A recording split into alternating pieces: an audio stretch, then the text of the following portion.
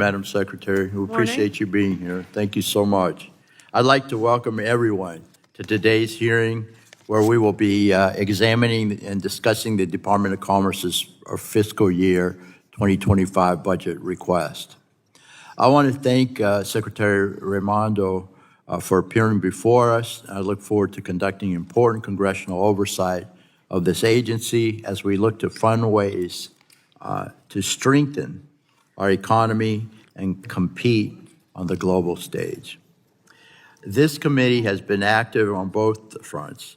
Last month, the House passed H.R. 6571, the Promoting Resilient Supply Chain Act, led by Representatives Bouchon and Blunt-Rochester, which would establish a mapping program at the Department of Commerce to examine our supply chains to better prepare our economy for any future shocks that we may see.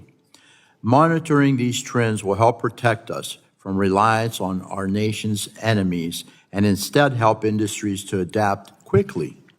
The department would also be tasked with partnering with the private sector to better understand the vulnerabilities in our supply chains, including supply chains for emerging technologies, and provide recommendations for promoting emerging technologies and making critical supply chains more resilient and closer to home. Secretary Raimondo, again, thank you for being here before us to discuss these issues. I'm interested to hear from you on these supply chain issues, as well as the state of our country's global competition with China and the status of our travel and tourism sector.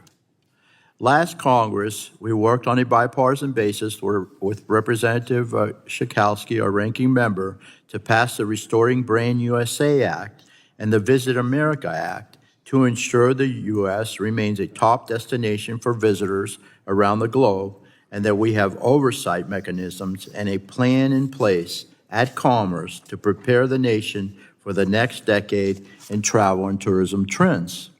I'm concerned that the U.S. is starting to lag behind other top nations in the travel sector, unfortunately, and I look forward to discussing ways to modernize and advance our nation's tourism priorities through your department by reducing red tape and bureaucratic barriers and instead embrace the power of our private sector and our great local economies. Lastly, I hope to be able to discuss the continued importance of American leadership in emerging technologies such as blockchain, AI, and quantum computing.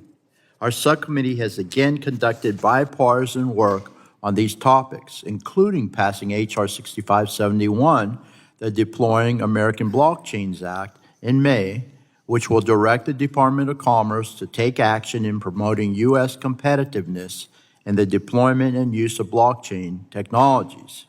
We cannot cede American leadership in these fields. I know you know that, and it is critical that we continue to employ new strategies that let innovators thrive here in the United States.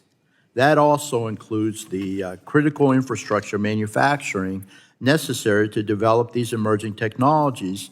Representative Miller Meeks's bill that we passed would do just that by finding pathways to increase our capacity for domestic manufacturing, reducing barriers to entry, and becoming less reliant on countries like China for critical components necessary for these innovations to continue. With all of these pieces of legislation, I hope we can get those passed. We've got to get it past the Senate and across the finish line to the President's desk. Secretary Raimondo, I look forward to hearing from you about how we can align these goals, secure American leadership, reduce red tape for industry stakeholders.